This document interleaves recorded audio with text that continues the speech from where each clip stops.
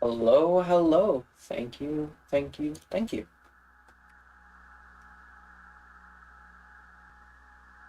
We are coming up on our liftoff time.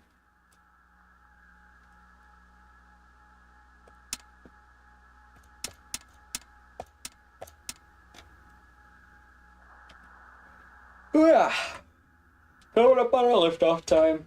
In this tutorial, we're going to cover the EVA and, of course, atmospheric entry. Holy shit. It's time to learn about controlled re-entry. I got some amazing MS Paint drawings that I will be having up very shortly. Without further ado, I'm going to go get a drink while we count down. 8, 7, 6, 5, 4, So, 3, I'll see you when we're in space. Have a good launch. ignition. Liftoff. Roger, clock, jump in.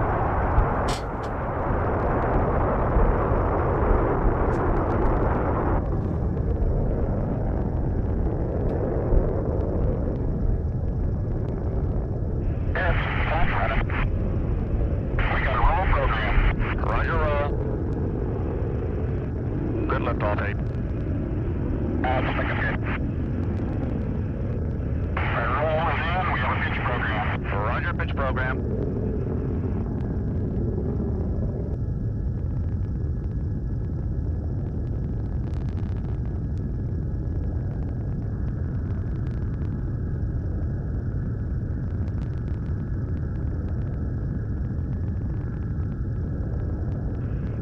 Mark, 50 seconds. You're looking good, 8.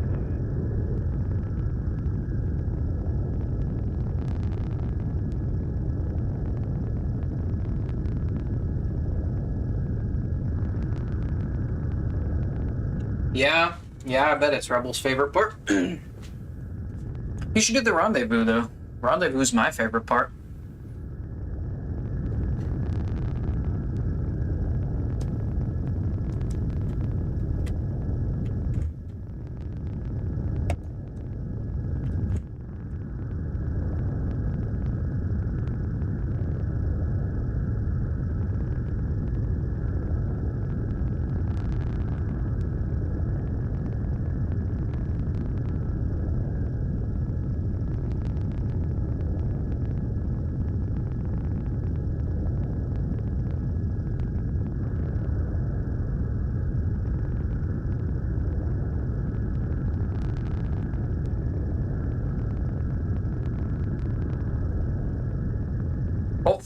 Hopefully he watches these videos and he's inspired to do the Gemini rendezvous.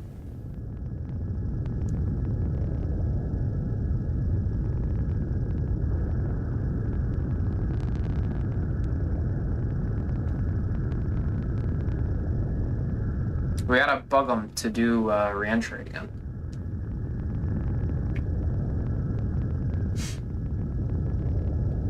You like lunar descent? No. Lunar descent in re-entry is torturous. It's god-awful. And the reason is because the staging. Roger, staging.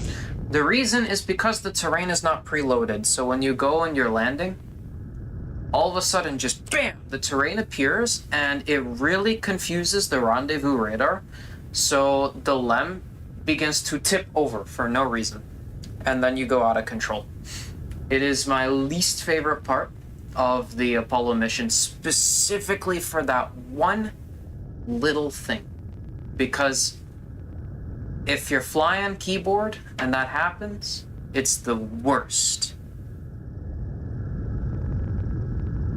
Oh yeah, lunar descent is my favorite in like NASP. It's great. I love it. Every time I have to do it 5 times in order to land because it's hard actually. But no, my favorite part of any Apollo mission I think is the rendezvous. I don't know what it is, just performing rendezvous in complex simulations, in Gemini, in reentry, in the lunar module, in NASP, when it's done really well, it's just so good. This is why I just keep coming back to Gemini and reentry, because it is implemented, the rendezvous, it's so good. I haven't tried the LEM rendezvous since they added the P20, P33, 34, 35. So I'll have to go back and try it, because when I did it before, it was just you get your pad and then you burn with your program 31, and it was pretty easy. But I'll have to try it now that the rendezvous radar seems to be kind of functional in the LEM now, and I'll have to give my opinion on it, so.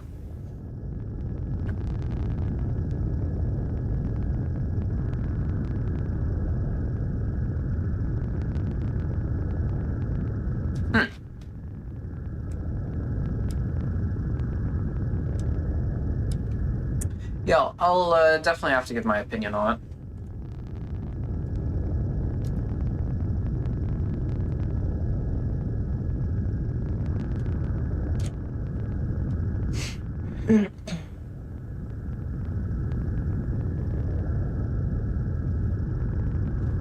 Because, yeah, Gemini, I think, is, like, perfect. There's no, like, big cuts. And, like, big cuts during the reentry part is fine. I don't like it because it makes the altimeter jump one big jump, and then, you know, it's kind of confusing because it messes up your timing for the parachutes. But as long as you look at the gauge, you don't really need to time anything.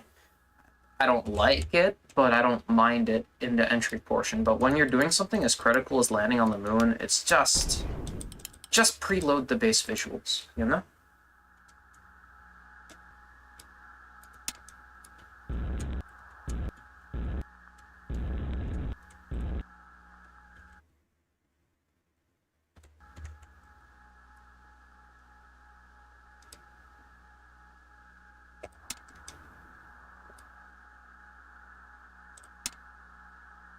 Actually, we're not even gonna do any of this jazz. Let's go back to pre-launch.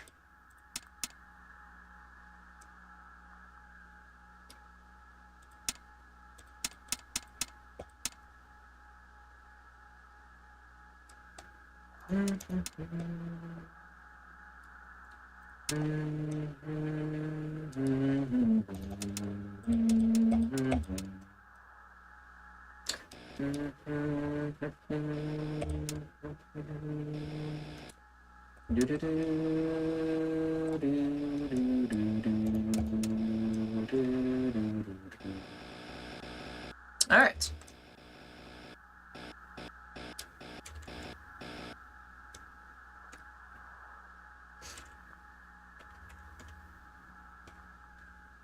I don't know what it is, but my chat just gets disconnected and reconnected.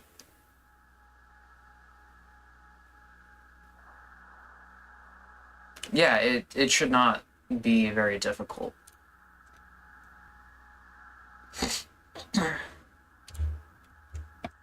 If something from, like, 1990 to 2016 can do it, then this should definitely be able to. Anyways, let's get ourselves, like, 30 minutes in.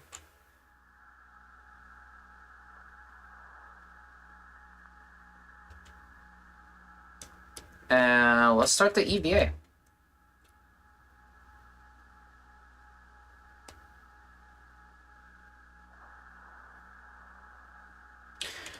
So, for the EVA, it's mostly just a procedures thing. Actually, you know, let's do it over the daytime. What the hell are we doing?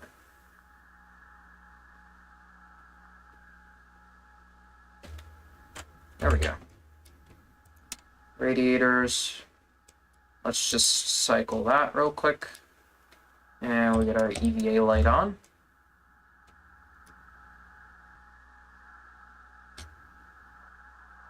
Yeah, no, that's what I was thinking. Like, that jump in the shuttle is not gonna be good because the shuttle's gotta fly. It's gotta be a smooth transition. Like, with the LEM, it's really bad. It's recoverable in the LEM, but in the shuttle, if that were to happen, and it all of a sudden were to roll over, like it does in the LEM, you're not getting out of that chute. The minute you roll at 90 degrees, wing down stall, and it's over. The shuttle will not recover. So they need to have smooth transition technology at that point.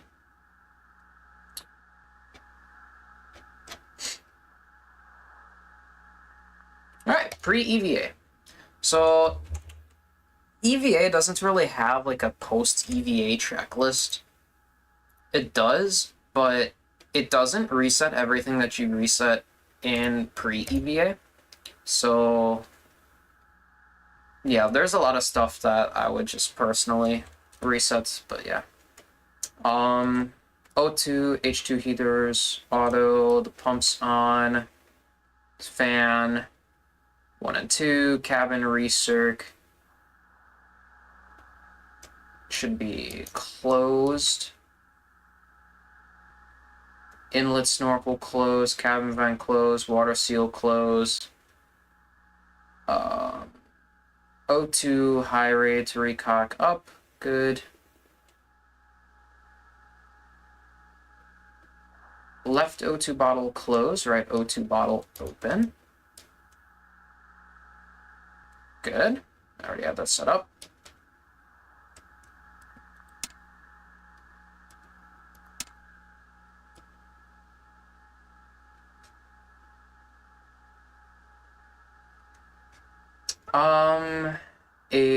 IGS AC power, good. Acme bias, platform rate with FDI, ohms control on, ohms control motor valve. Prop gauge, RCS heaters, attitude control to pulse. Rate gyros 3, primary, rendezvous radar off, computer on nav. Okay, fine.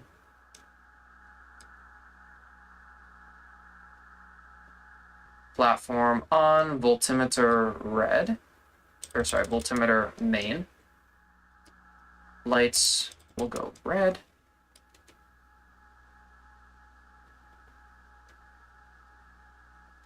HF antenna retract for 1 minute.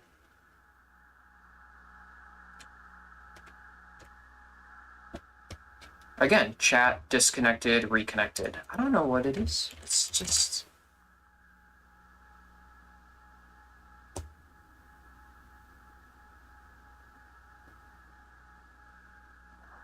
interesting.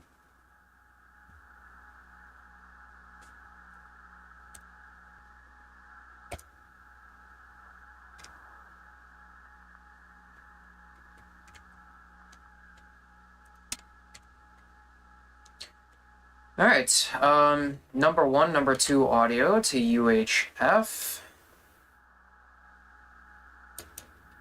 UHF.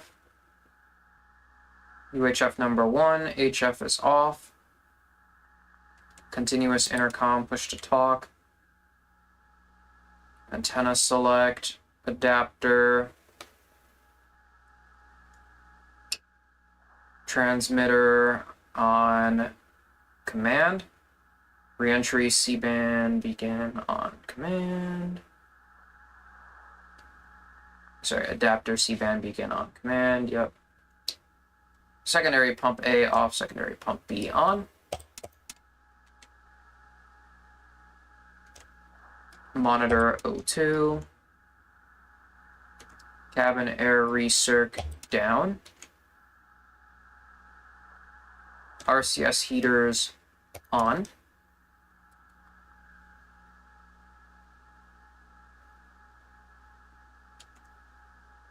Cabin repress closed. All right, depress time. Recorder on. Ohms control and propellant closed. And vent the cabin.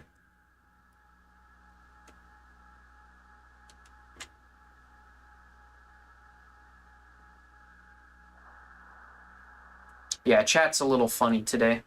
So if you type something and I don't respond to it, just like type it again, I guess. Because I seriously, I keep getting disconnect to reconnect.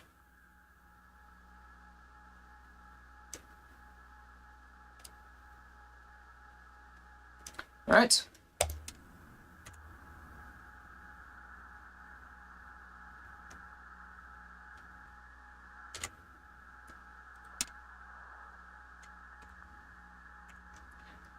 This is also unrealistic. Well, I mean, the hatch opening's realistic. Both hatches should open, but, like, it's supposed to be the pilot that gets the EVA. But that's a really small thing. Alright, so, attitude control is your same WASD, but there is no rate command, so you will keep drifting. Keep in mind. First thing you want to do when you leave is just give yourself a little oomph, you know? Just separate so that you don't accidentally bump the spacecraft. Very important.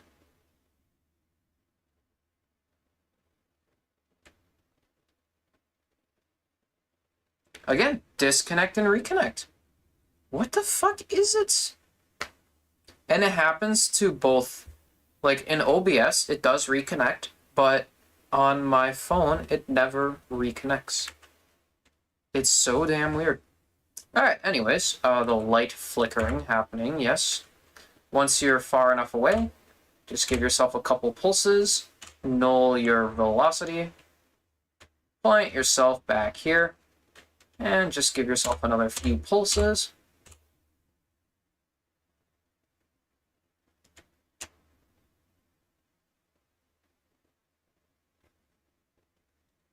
And be very patient with it. Yeah, chat is fried. Chat's more fried than fried chicken.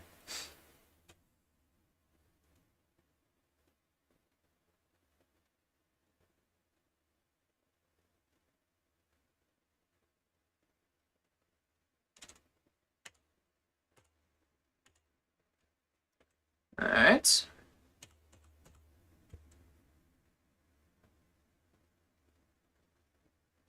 I don't know what it is with the light flickering. I wonder if I got post-processing turned on. That's just gotta get turned off.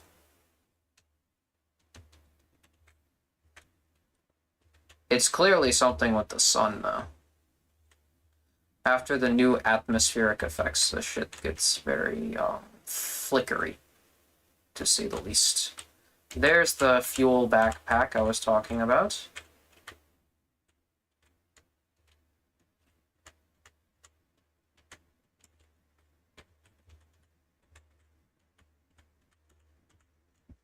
So, it says left trigger, and yeah, they fixed it. Left trigger is the actual action now. Very nice. Now we can zip around with our additional 60 seconds of fuel. We can zip around our spacecraft. So as you can see, EVA is fairly easy. It's just H and N plus WASD, Q, and E. And when you get good, you can pretty much do anything you want, such as zip around your spacecraft in a circle.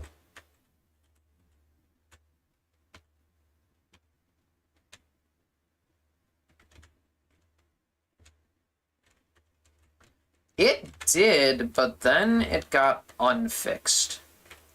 So, yeah.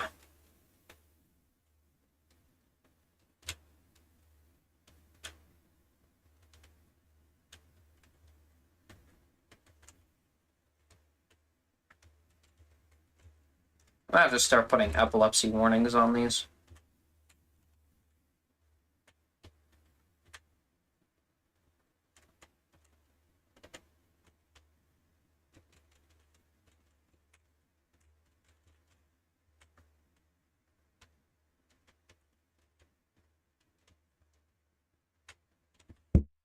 All right, let's get in.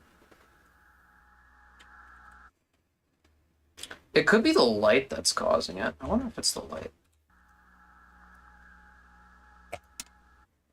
Yep, it's the light. All right, well, that answers a lot.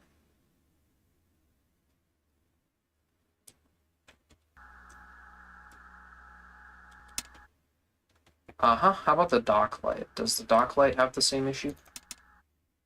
Yep. Okay, it's just lights. Interesting. Alright, there we go. Well, EVA is done. We can close the hatch. Now, to save up, or to redo after an EVA, first you start with your post-EVA, obviously. Cabin vent, close the O2s. Radiators go to bypass, and then you repress.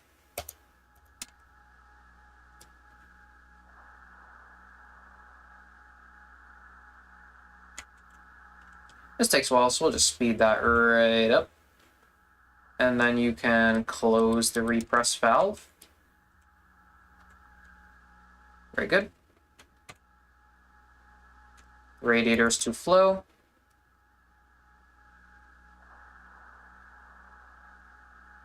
It says right, O2 bottle open. Pre-EVA we didn't have it open, so why open it? We can close that. We can undo that. And then we can also turn our RCS heaters off. There you go. Pretty simple.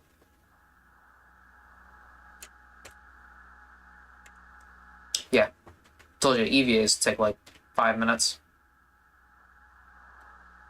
And then let me just cycle my YouTube app to make sure I'm still connected to chat. All right, let's get our paint going so that we can talk about atmospheric entry.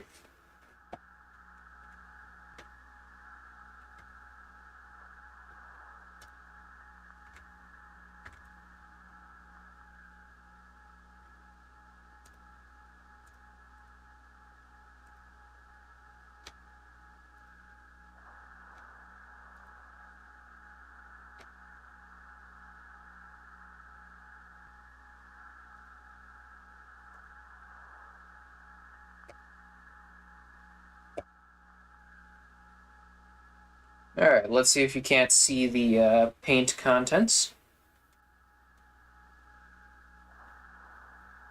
And it looks like no. Huh. Refreshing on paint broke, or reinstall on paint broke it. That's unfortunate. Let's see.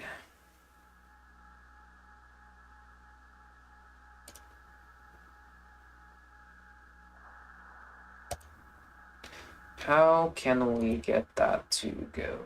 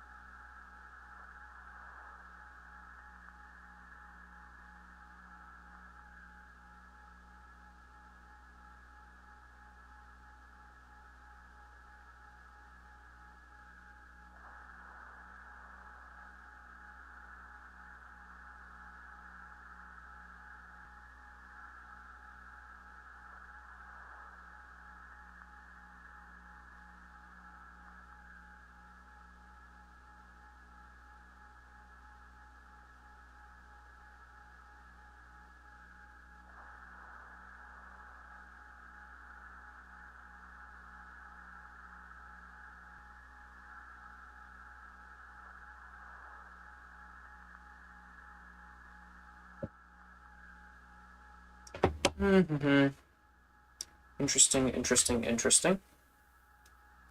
Yeah, I wish you could be more limited in terms of time spent outside. Yeah. I don't understand why I am not able to record paint. Let's try a game capture.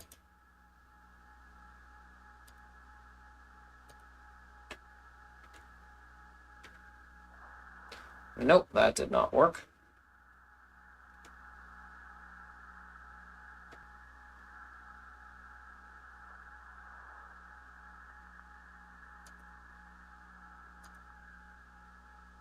Um...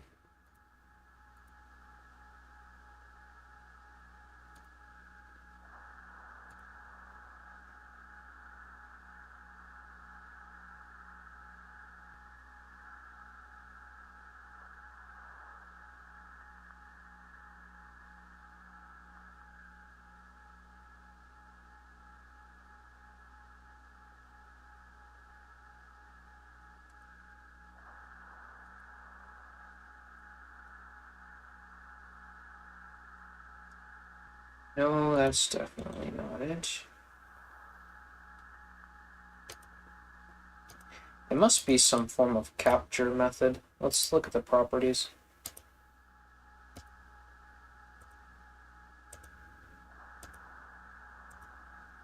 Ah, got it. There we go. Alright, we're back in business. Alright, let's draw ourselves a little spacecraft, shall we?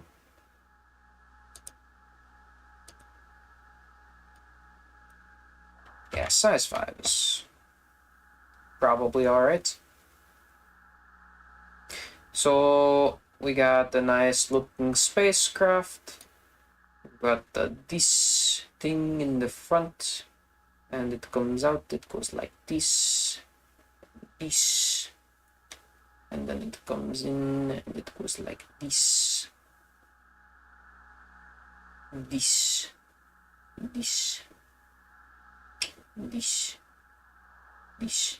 Very beautiful spacecraft, yes. Okay, so let's get our lasso going. Lasso is fucking weird. Alright, circle select. We got our circle select. And we can rotate. Oh, beautiful. Beautiful. Although it does not make background. Actually, can we have the magic wand? No, this. I want this plus this. Ah, perfect. Now can we rotate this?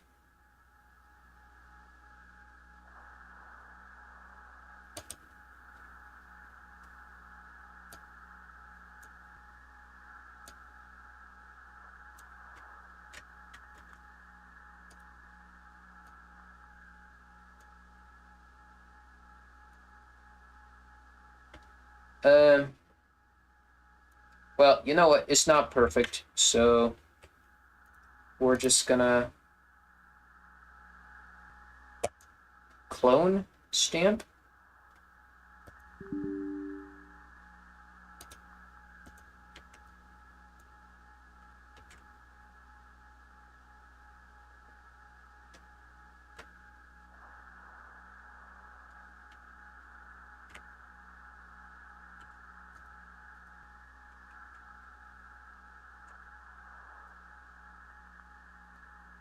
Aha, there we go. That's the methods. Okay.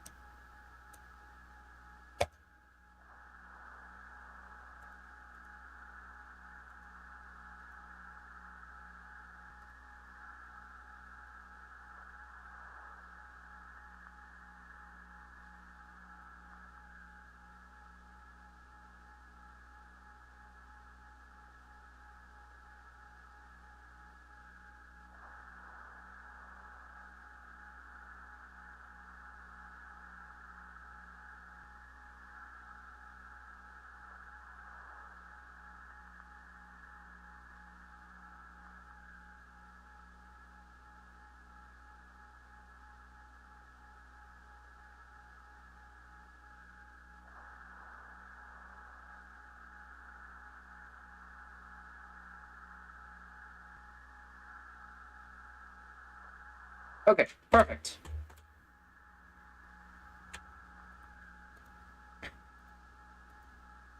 No, you know what? I know what to do. I know what to do. What's to do? Hold on. Let's just delete everything. Make everything white. Let's make a new layer. Bam.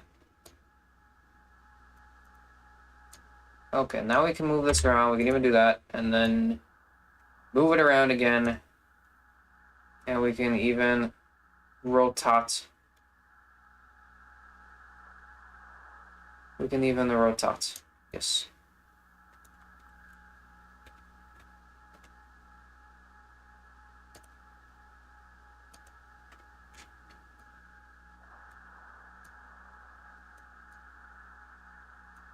Alright. Here is the old beautiful spacecraft. Mighty, glorious. It is what we need it to be. Alright, so. Sorry, that took a bit. Let's cover the entry. So, how much do you guys actually know about atmospheric entry? Alright. In order to slow down, we gotta face the opposite direction of the Earth. So let's say the Earth is down here, and it's rotating this way. Very good. That means we would need to actually rotate the spacecraft to be this way.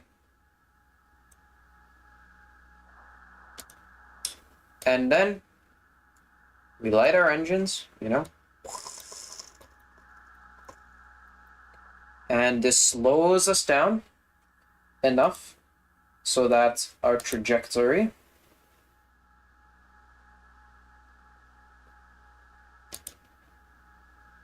is slow enough such that we, eventually we fall back down to Earth. Yeah? Pretty easy, right?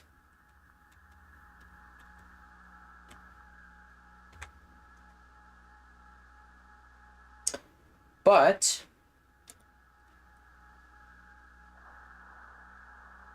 much fits the theme. Here, let me look, because chat once again broke on me. So let me look. It's crazy. My favorite part of the MS Paint diagram.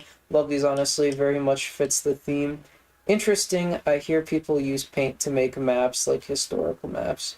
I know some, and this capsule, where you can go up in the atmosphere and down in the atmosphere. Yes. Yes, I do like drawing these MS Paint diagrams. They're so bad and cringy, but I like them. Is there a way to open the, here, toggle layer visit. No.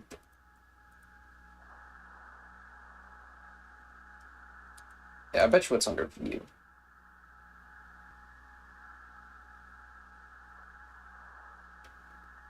There's a way that you can see the layers. Number one. Ah, yes, there we go. Awesome. So we have the layers.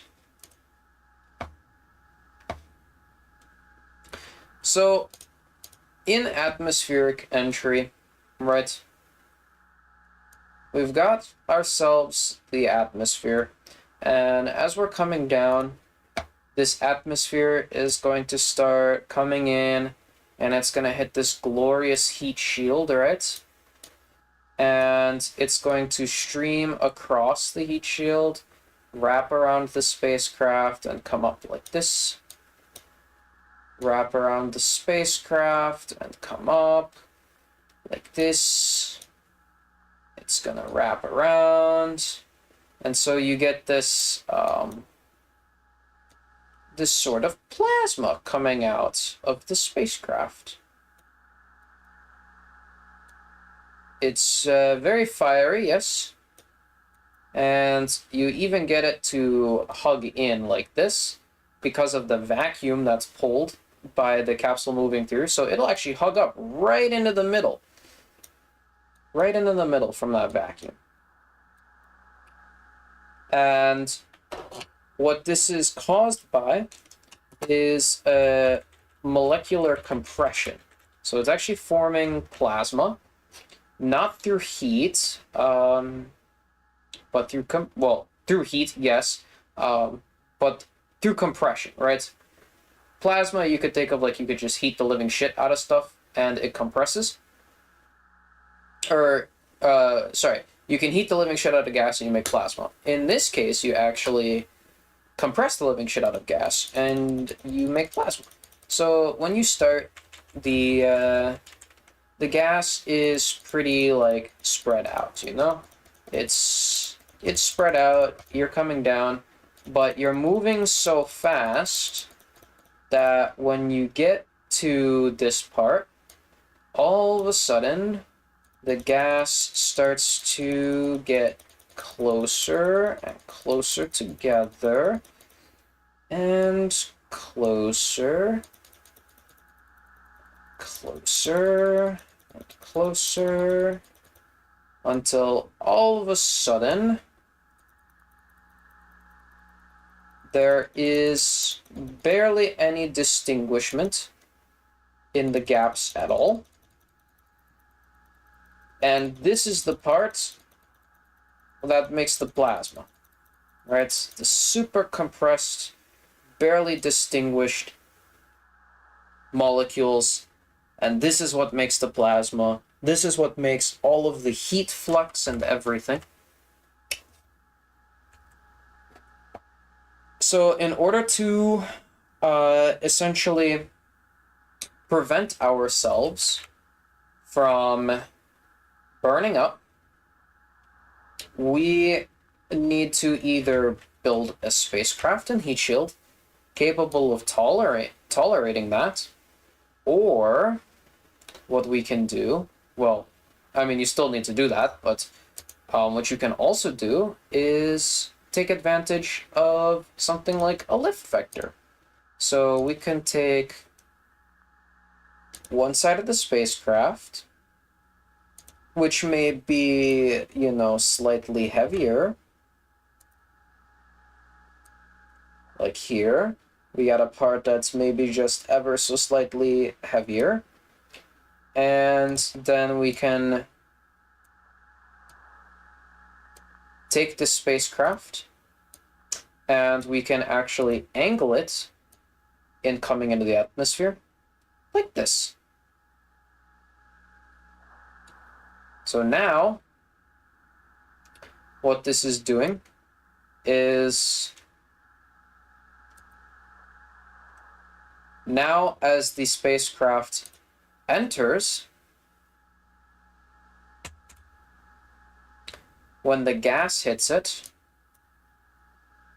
it comes in, the gas comes in, and now it's encouraged to do this and to flow in. It still comes this way, but you can see that a majority of the surface area is impacting it in such a way that the gas is encouraged to go down. So maybe we get, I don't know, 25% of it going up, but look at that. Now it's all going down.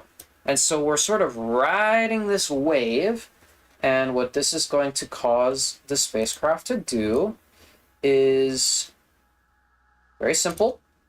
It's just going to go up. Yeah, as it's riding the wave, you go up. Whee! Right? So this allows you to reduce the G-forces and reduce the peak heating. However, there are two additional factors. Firstly, your landing site, which, to target perfectly, I'm not even going to teach you how to do that because mostly the computer does it. No person could do it by hand. The computer will do it. Gemini doesn't have the automatic computer, so we're just focusing on surviving. So then, what's the second part? Why can't we just do this the whole time? Well, the second part is you're actually going to skip out of the atmosphere if you stay with your lift vector up like this. And we know our lift vector is up because Our heavy side is up, and their spacecraft is pointing at an angle like that. So we're encouraged to be lift vector up. We're also looking up. This is not good. To skip out of the atmosphere would mean that you would run out of life support before you could come back in. There is actually a third secret factor. You can't stay re-entering for too long. The longer you're re-entering, the more dangerous. So you don't want to re-enter too steep because you'll burn up. The peak heating will overcome the heat shield and you'll burn up. But you don't want to stay in the atmosphere for too long because you increase your heat flux. Your heat flux is the ultimate temperature absorption in your heat shield. It's a differential temperature you absorb. And the longer you're in there, the longer you're exposed to that heat. Ultimately, the more heat that you've intaken, ablated, charred, and released. And that flux eventually causes the heat shield to run out and you to burn up. It's the same effect. So, what do you do? It's quite simple. Instead, you take it so that that lift vector, yes, is on the other side, right? So now our lift vector, we want pointing down. Yeah? So what this does to the spacecraft? Very simple. When you have the lift vector down and you've rolled over,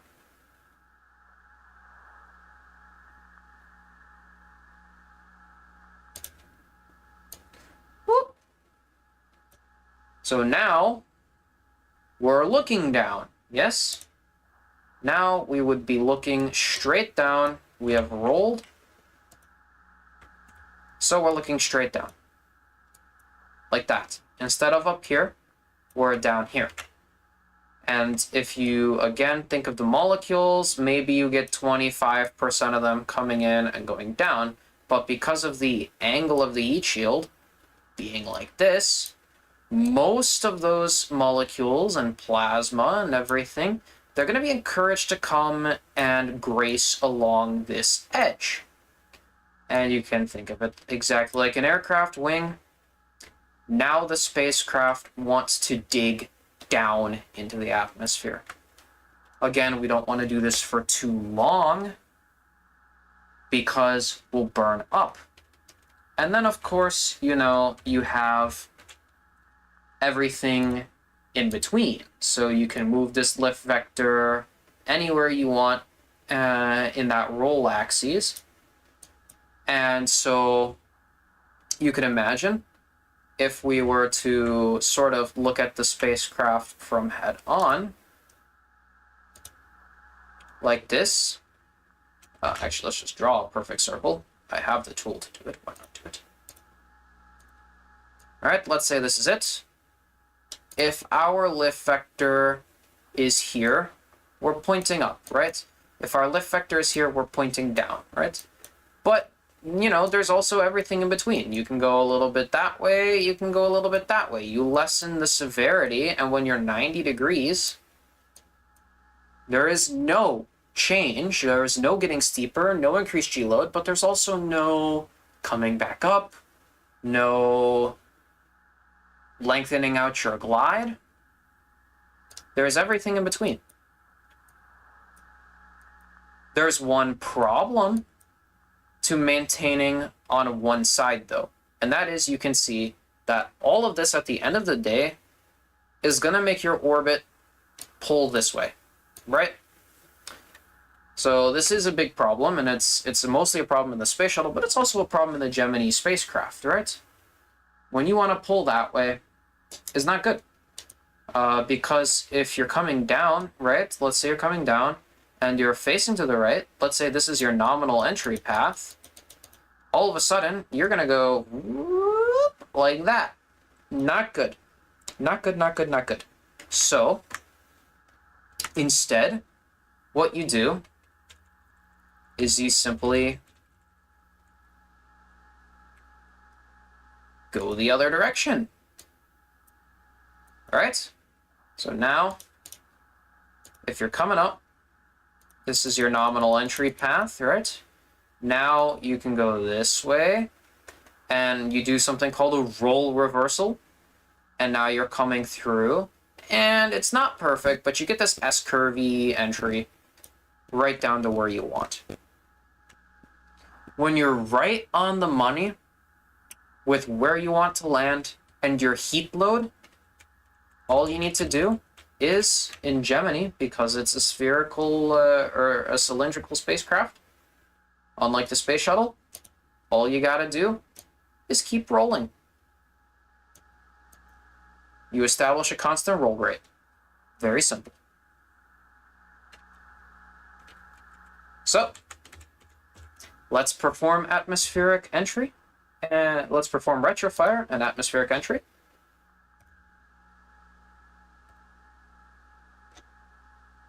And let's try it out ourselves. Easier said than done. And it really is easier said than done. Entry is very hard.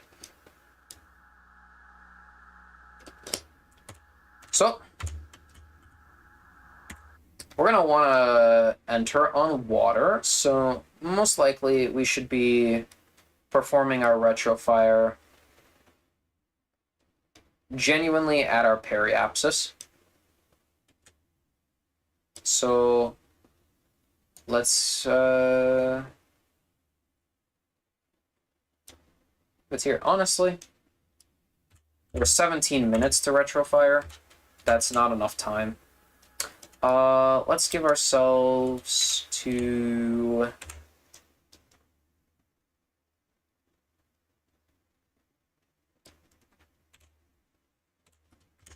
I'm picking this. I'm not doing any sort of math. I'm just saying, like, oh, you know, if we burnt here, we'd probably land in the water. And it looks like if we started our burn over here, there is a damn good chance that we are going to end up in the water. So we're going to start our burn right over Florida. Right over the Florida and the Bahamas. There's plenty of space here to perform entry.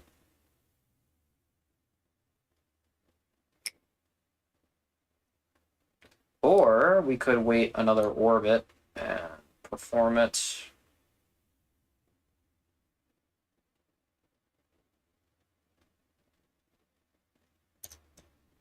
there. Retrofire here.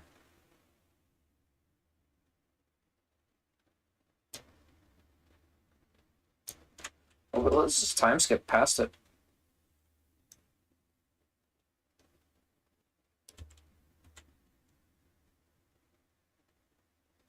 Boop, there we go. All right, we're past our orbital cursor. Let's retrofire right about there.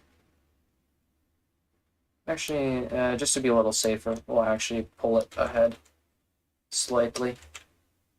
Right there. That looks good. Because the Earth is going to keep drifting away. We take about a quarter globe. All's well that ends well.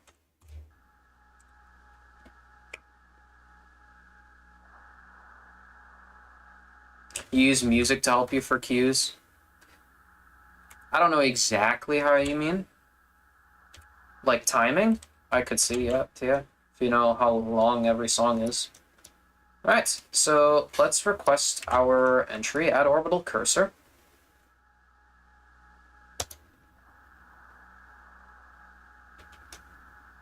Now all we need to do is just double check our entry time, which is 85 minutes. And yep, that's good. So that shows minute, second on core 19 is your time to retro. So we can see 84 minutes, 56 seconds. We want to start our retro preparations.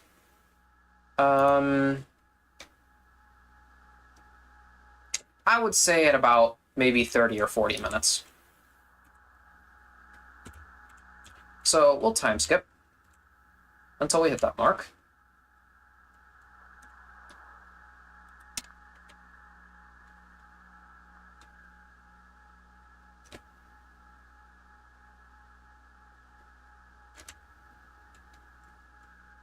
"35 minutes is good enough for me.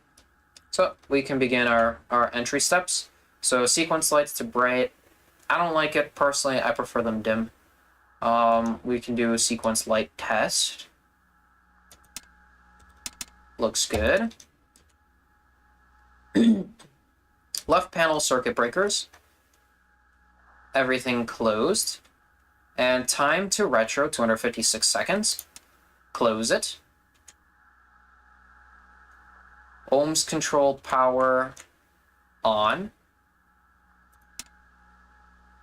Assuming ohms propellant motor valves as well. Blunt end forward, platform, and we'll go to our blunt end forward orientation.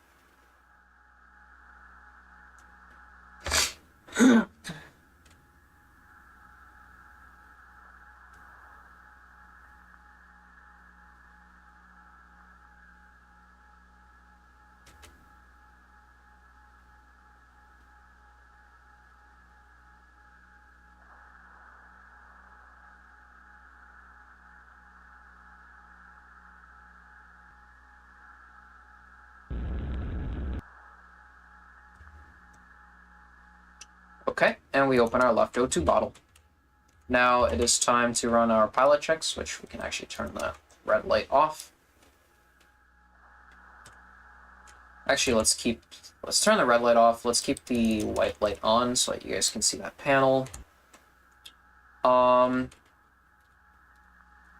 Blunt and forward. Yep. Okay. So pilot checks. We need to open our H2O heaters and our ohms heaters. Keying, continuous, intercom, push to talk. So now we need C-band reentry beacon. So C-band to control and antenna select reentry. C entry beacon on. TMs, we want real-time and acquire. On a transmit, real-time and acquire. Voltimeter, select battery test, and we want to make sure all of our batteries are good.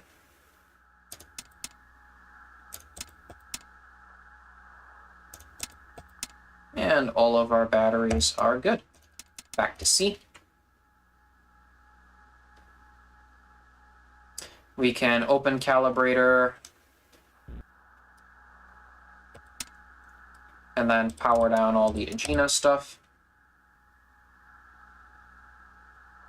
Right bottle open. At T-minus 20 minutes, we are going to get the computer going into the reentry mode. So we'll sort of time skip to our 20-minute mark.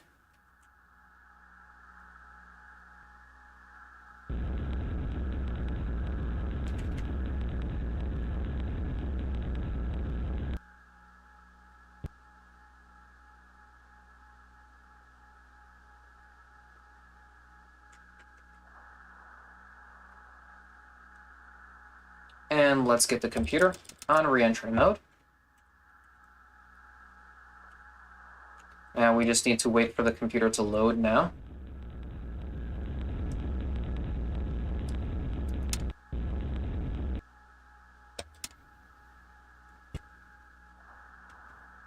It's loaded. Start. And now we wait for entry T-minus 4 minutes and 16 seconds.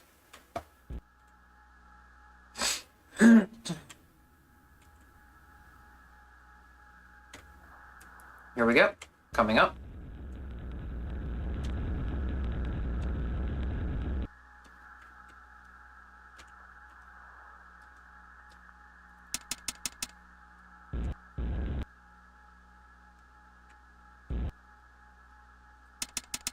All of our lights are on. Good, so computer's reentry, squib batteries on, main batteries on. RCS propellant motor valves on.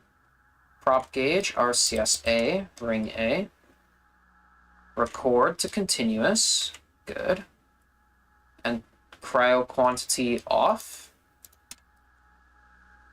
Antenna select reentry, platform, attitude.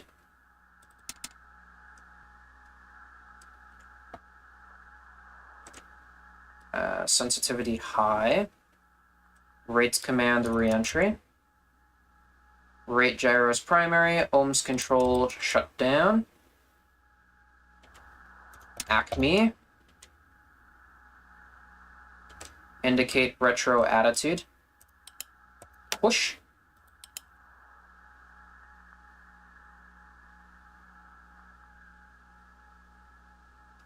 RCS. Pressurize. It's reentry control system. And retro power on. Hold that 20 degrees pitch down, which is right here. Or actually, wait. We still need that 20 degrees pitch down, like this. And platform attitude, very good. Platform attitude. HF transmitter off. Pumps off. Radiators bypass. Start 1 minute to retro checklist.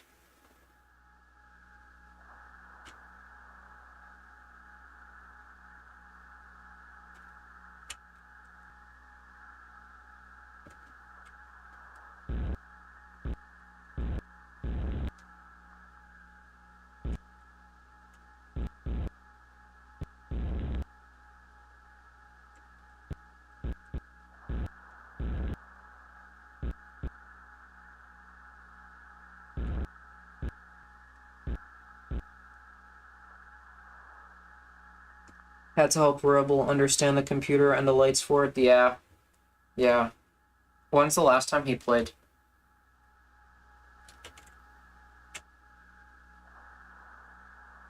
Here we go, 1 minute. Separate OMs, separate electrical. Staging.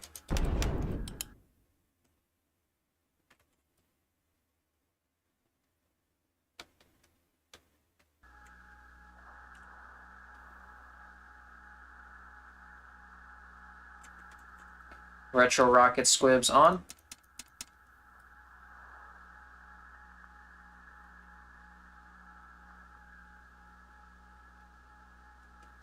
Stand by for auto arm. Auto arm.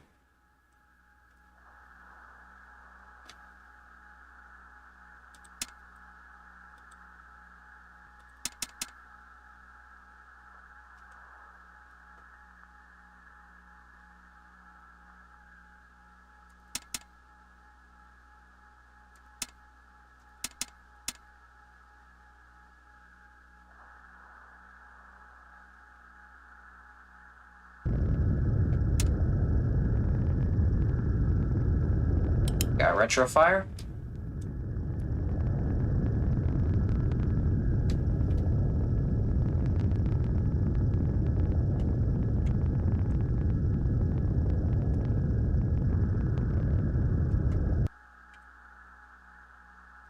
Retro fire complete.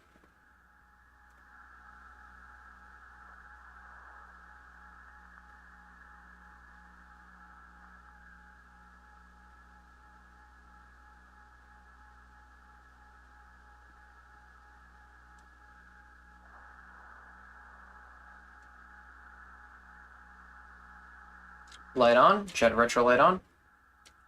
Jettison retro squib arm.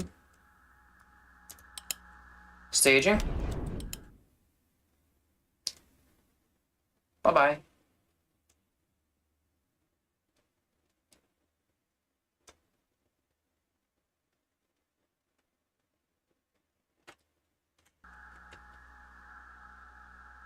Forever ago, maybe he's waiting for me to do Apollo. That's what I'm hoping, anyways.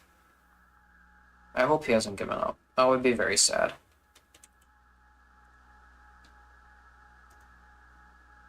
Post retro jettison. Okay. Retro power off. Retrojet off. Retro rocket squibs off. And computer attitude low. RCS, get us on one ring.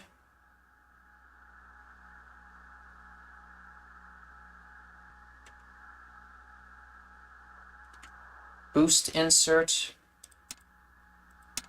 And retro sequence.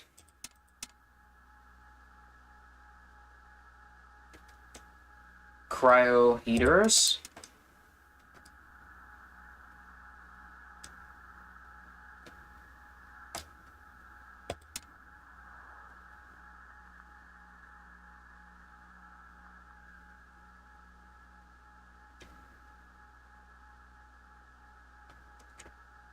Ohms control propellant.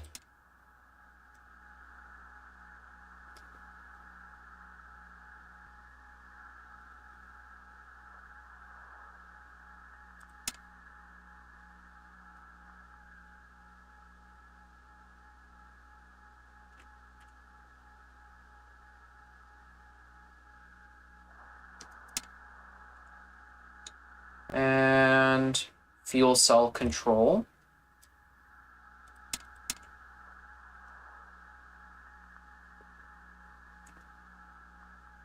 Tape recorder control. Fuel cells off because they're not even attached anymore.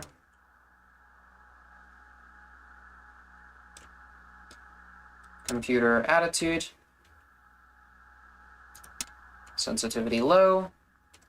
And landing squib arm. There we go.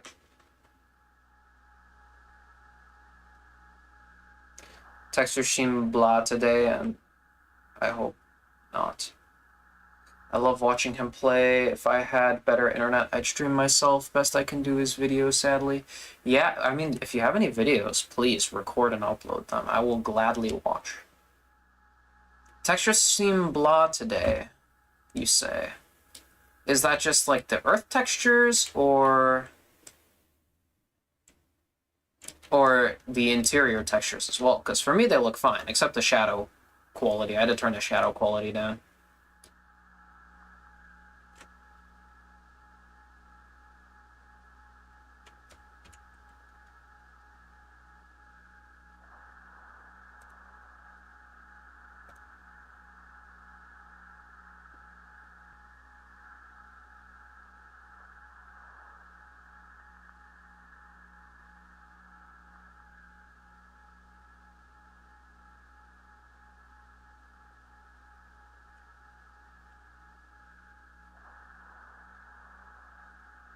Looks like plastic on the outside of the spacecraft. Oh, the heat shield? Oh, yeah. Yeah. It's always looked like that.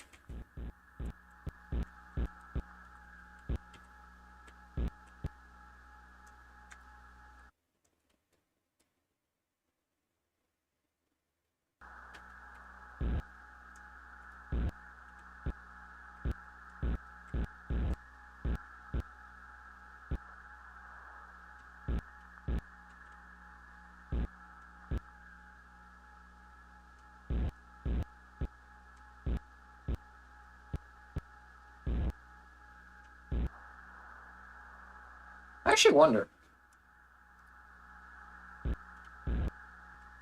Oh no, that's just...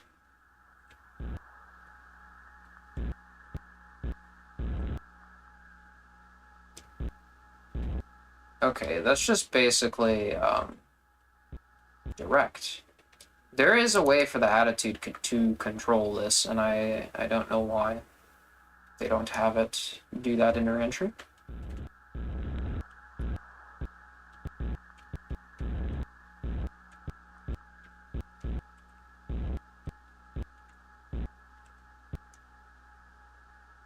But this is what they want.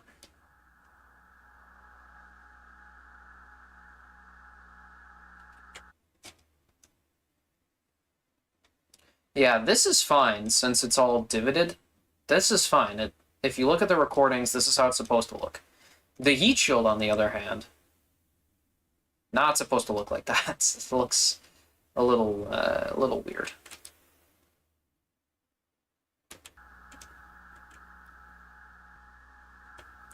But yeah, let's,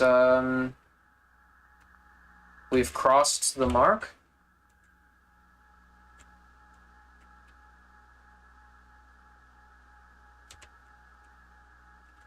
Let's get our lights turned down low, my favorite part. Let's come a little bit back so we can see our G forces we're looking at here. Yep, okay, here we go.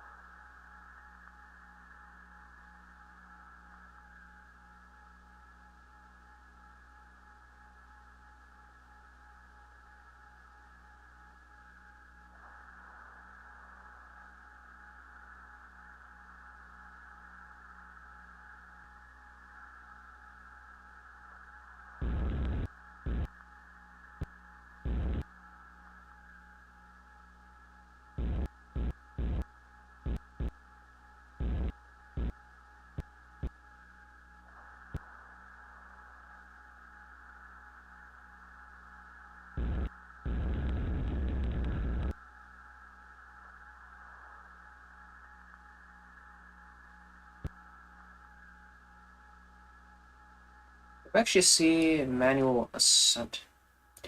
Please.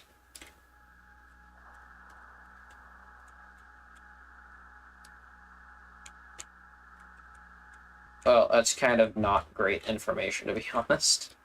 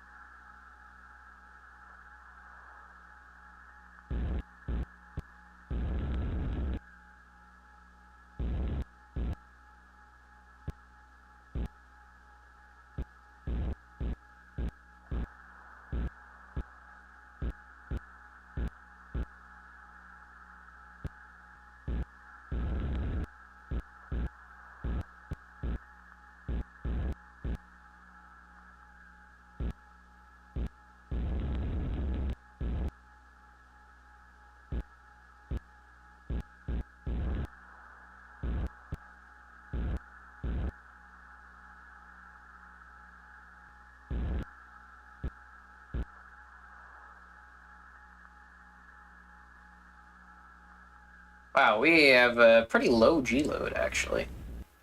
Surprisingly. I wonder if we're actually taking this entry too gradually.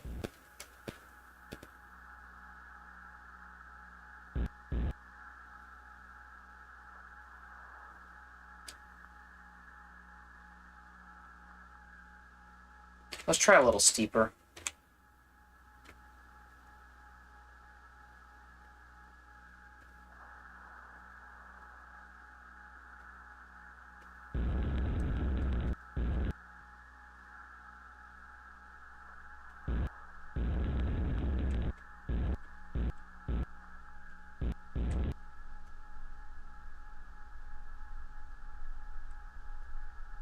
I mean, like, literally, like, 2 Gs coming down on this reentry, 1.5 Gs.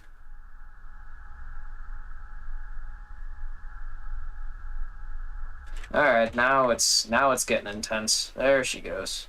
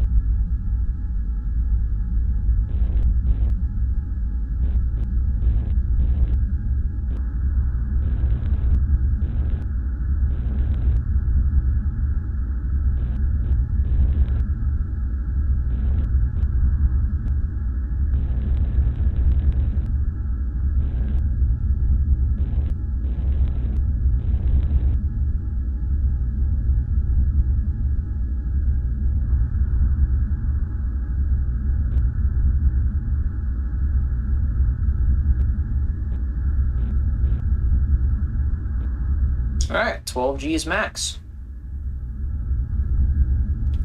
Good.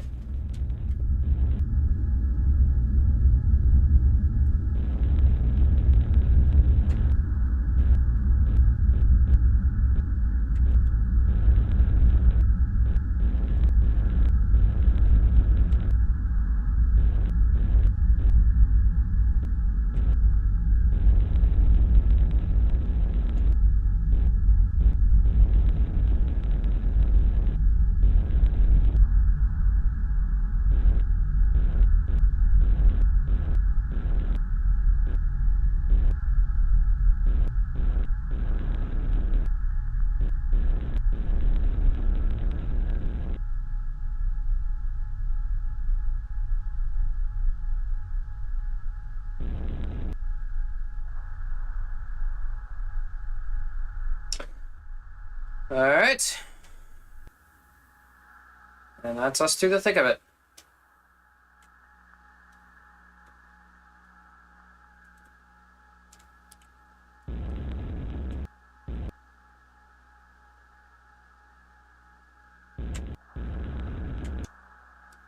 High altitude drogue when that first light comes on. And there you go. Now we can do our landing checklist. High altitude drogue's out, switch to 2 rings. Let's get the light back on.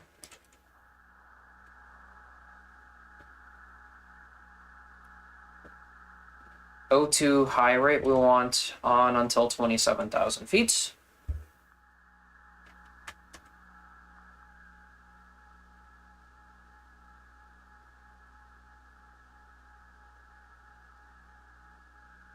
Even Apollo looks to burn up after entry. Oh yeah, that's right. That's right, I know what you're saying.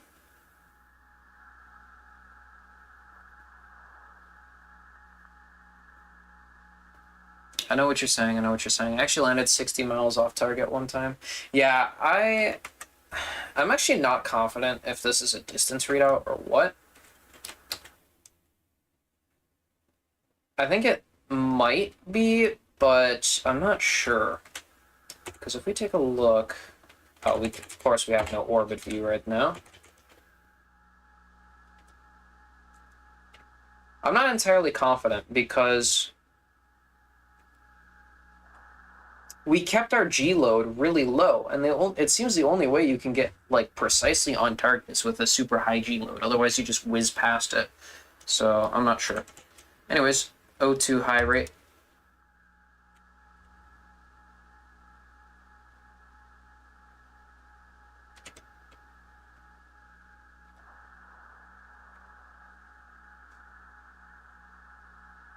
So yeah, I'm not confident if it is a distance readout. I'm fairly sure it is, but I'm not entirely confident.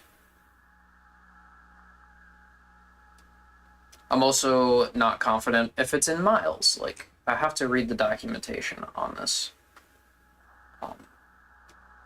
But in Gemini, it doesn't even really matter. You always next to the fleet carrier, so.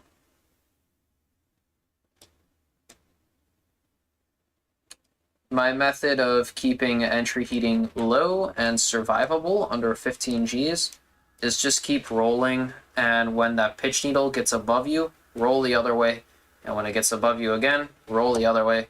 When it gets above you again, roll the other way. Super simple. Super simple.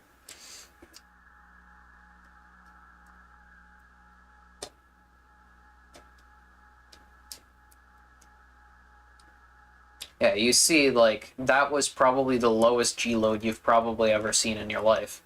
But we're still somehow this far away from the predicted landing zone, or I don't know what it is. I'm pretty sure this is predicted then. And it might be registered in, I don't know if it's in miles or feet. I'll look at the documentation over again. But we got our parachute out. Now we'll set landing attitude.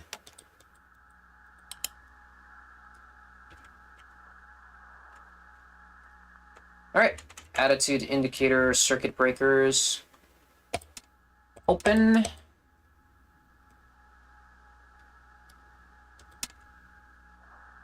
Rescue beacon without light.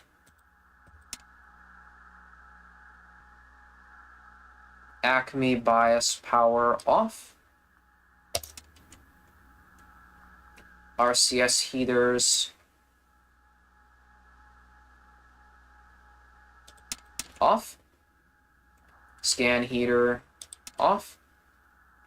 Computer relaunch.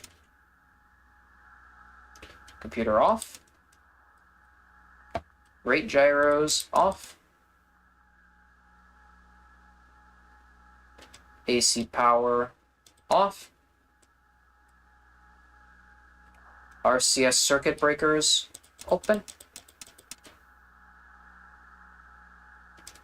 Control powers off. Motor valves close. Actually, motor valves open. Acme control number 1 and 2.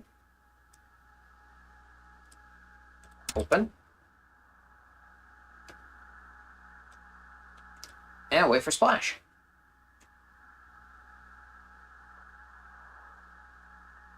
Anyways, it doesn't matter the distance readout as long as you survive, because the fleet carrier is always going to be next door neighbor to you. So, as long as you land in water, I'd say mission complete.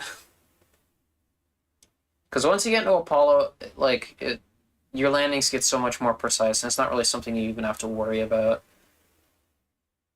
They landed off course several times in Gemini, so.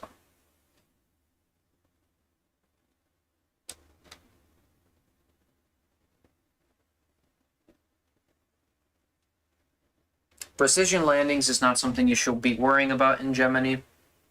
It's just surviving a new type of reentry. Precision landings you should worry about in Apollo. Right? Easy to hard. That's the order.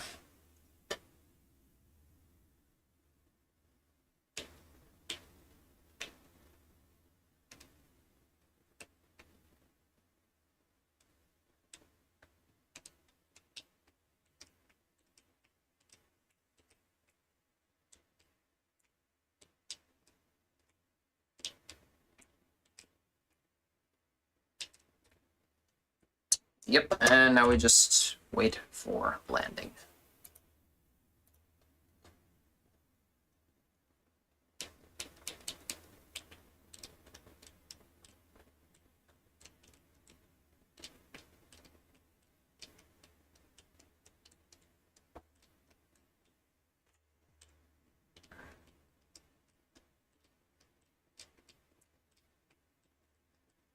Also, very skippy frame rates today.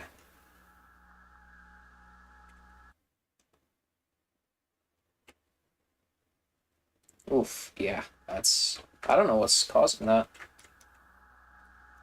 Whatever it is seems to go away when I look else. Not really.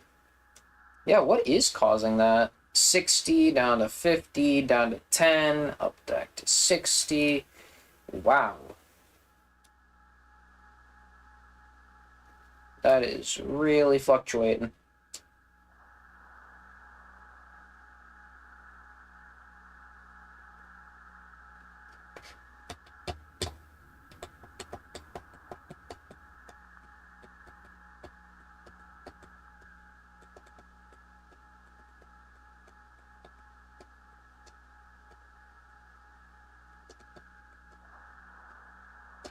Splashdown!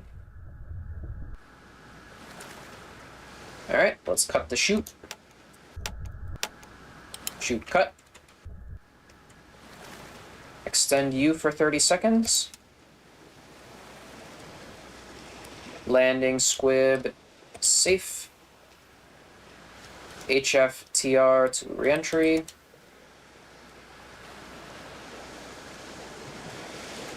HFDF.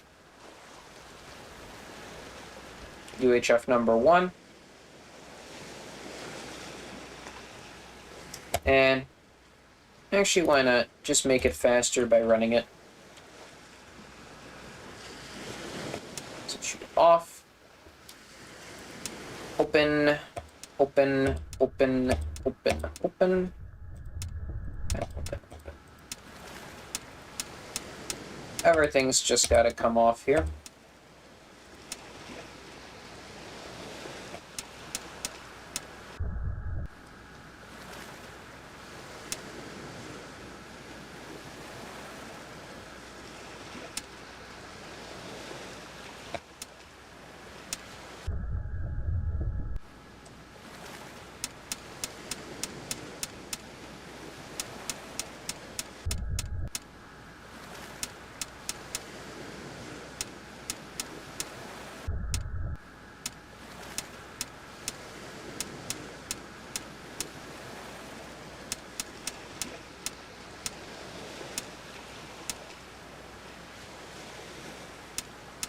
The best part is flipping all the switches. Except Apollo, because there's just damn too many.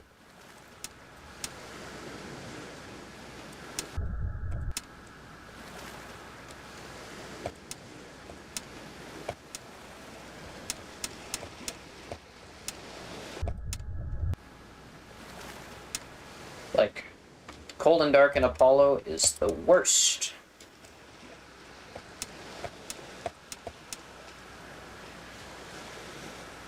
That is power down.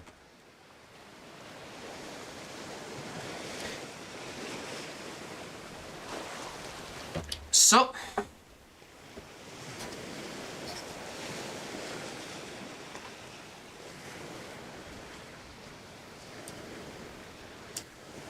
SPS kills frames. Yeah, I don't know. I don't know. I'll look. I'll see. I'll see what it is. But yeah, that completes Gemini. So it is on to Apollo. Now the real question is, am I gonna keep that Apollo stuff short? Ah, fucking Cold and Dark. Shit, I don't want to do Cold and Dark. I don't want to do Cold and Dark. They can't do this to me. No. I don't want to do it.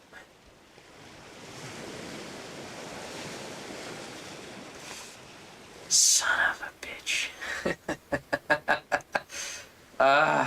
It's a rite of passage, though, so it needs to be covered in Astronaut Bootcamp. For fuck's sakes.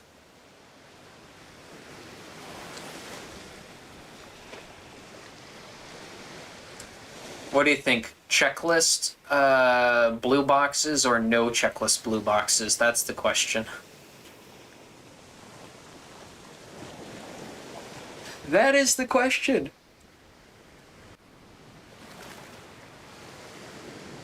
Was your favorite part of Apollo? You are crazy. No way.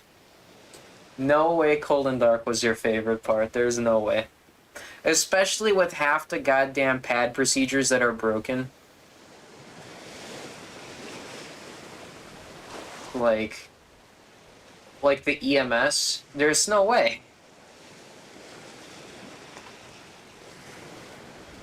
Alright, I'll have the blue boxes.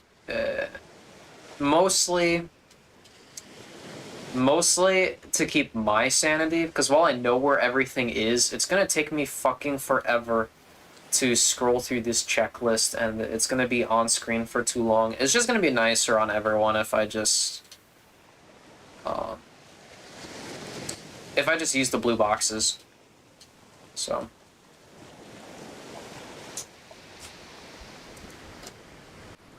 I'm curious. Ha! Dang it. Alright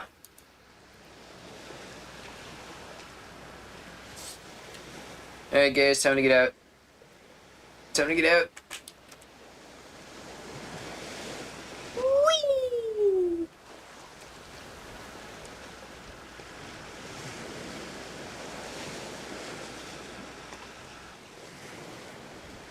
Oh, and it still shows closed on the outside. That's funny.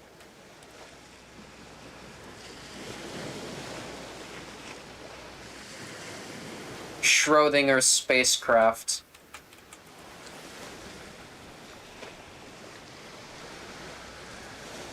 Schrödinger spacecraft.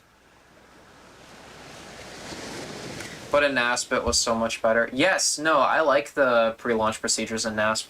But it's not Cold and Dark, it's just pre-launch procedures.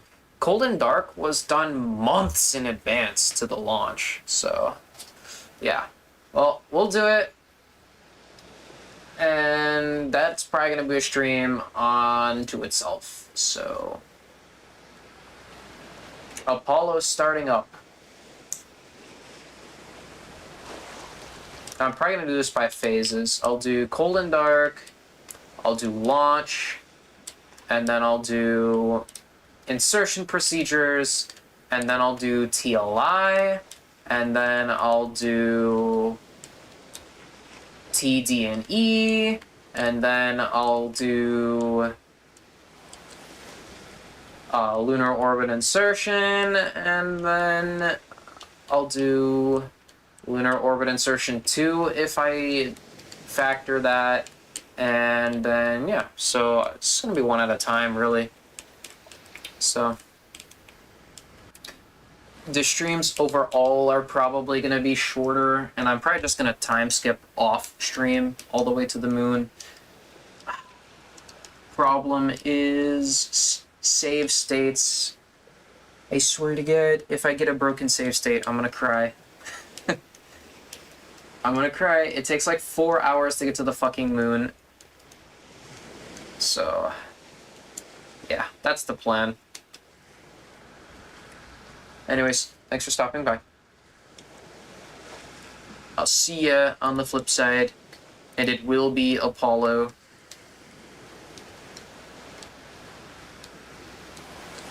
So,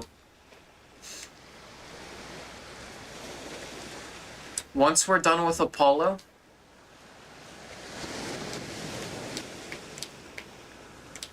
and to be honest, I may just, if the save states break, I'm just going to do it by the campaign instead. Actually, that's probably a better idea. Once we're done with Apollo, then it's back to NASP.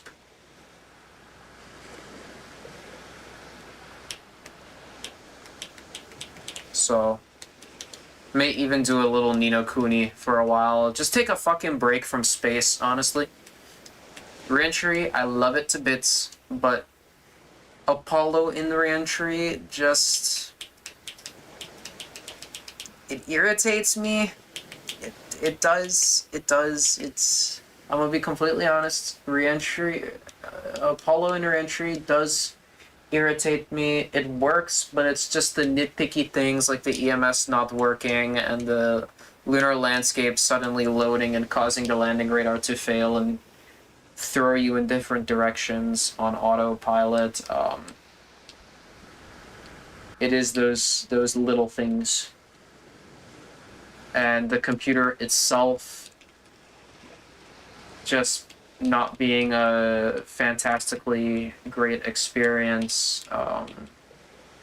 With program 40, the computer tends to break a lot. So...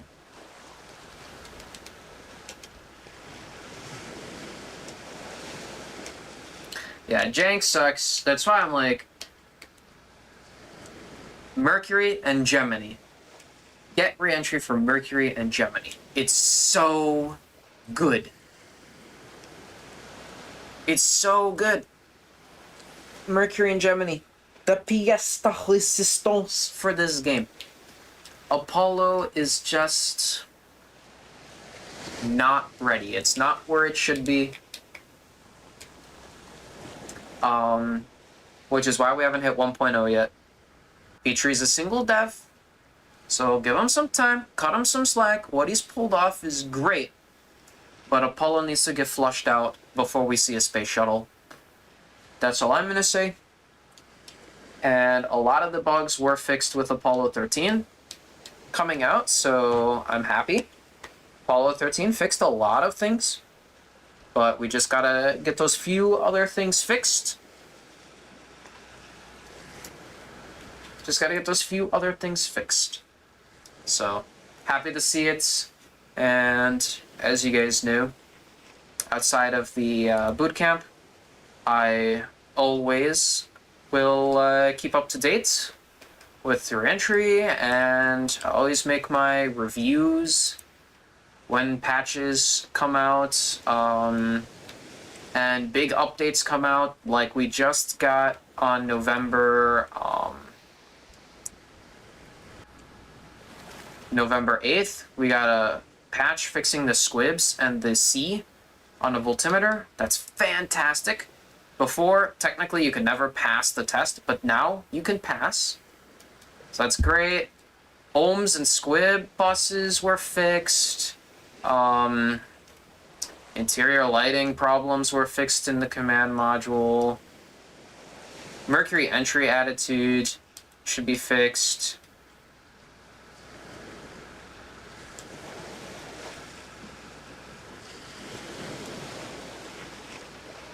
So yeah, it's good. Couple fixes to the Apollo 13 campaign from this patch. So it'll be good. It'll be great. It's just gonna take some time. It's just gonna take time. As I said, my prediction is that 1.0 will not come out until after 2025. That's my prediction. It's going to be 2026 or 2027 when we see 1.0 in reentry.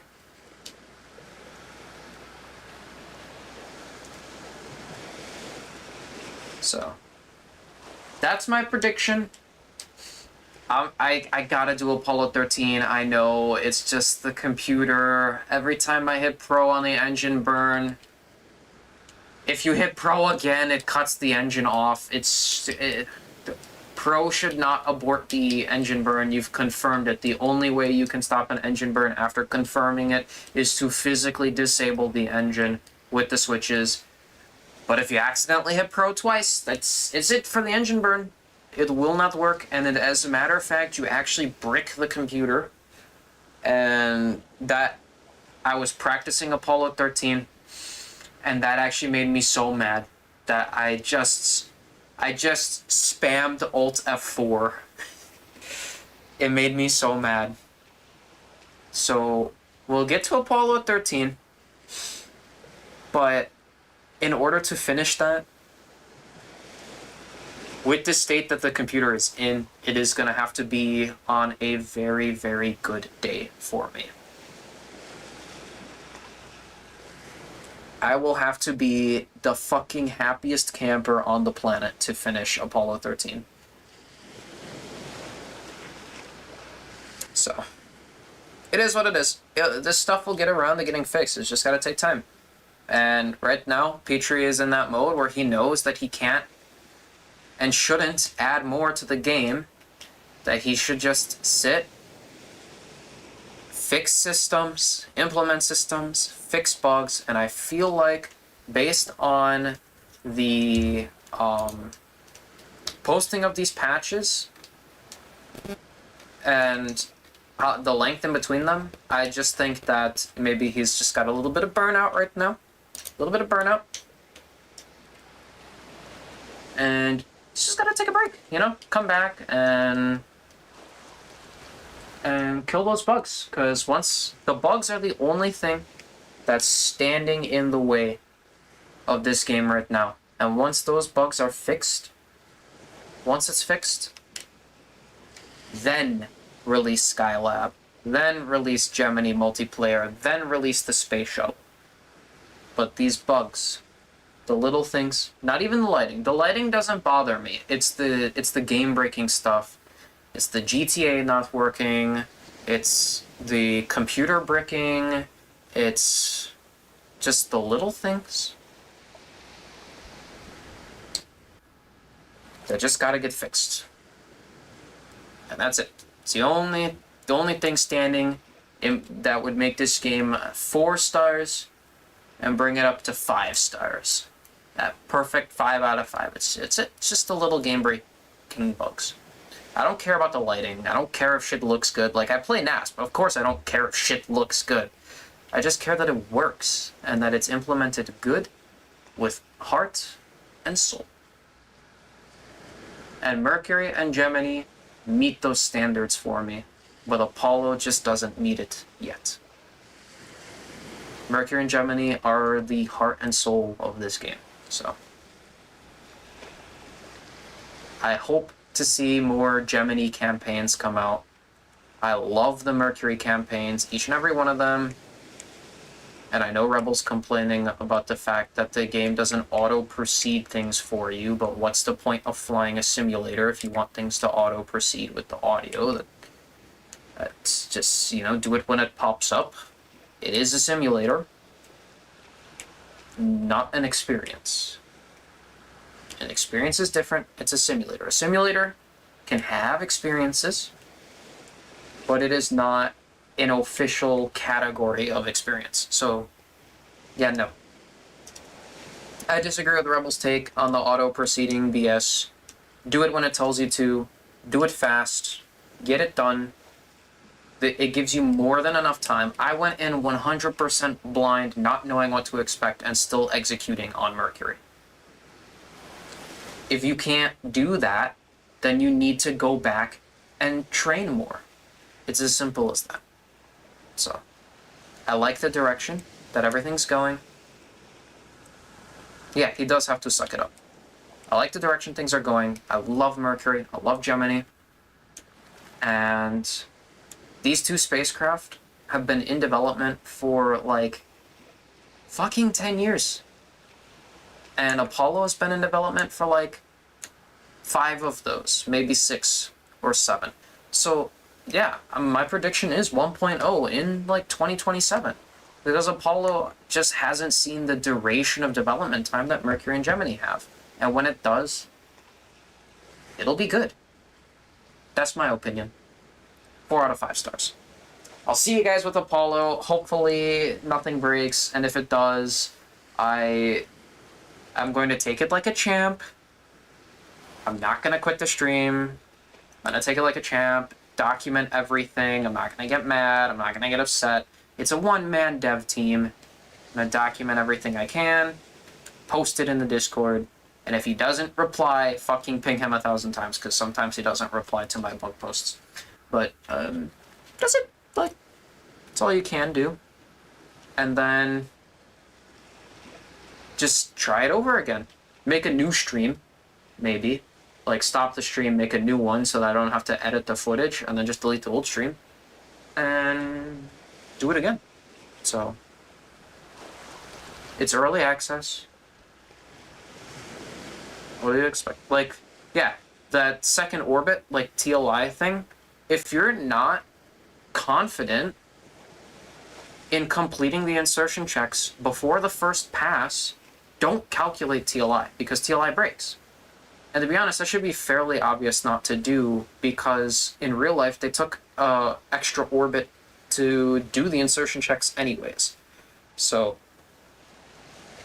Rebel's got to slow down, take his time, do the insertion checks, and make sure that when he does calculate TLI, there's ample amount of time for him to finish the TLI checklist. He should know how long it takes for him to finish the TLI checklist. I would say give it 30 minutes real time.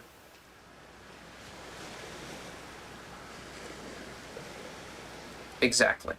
Exactly. Alright.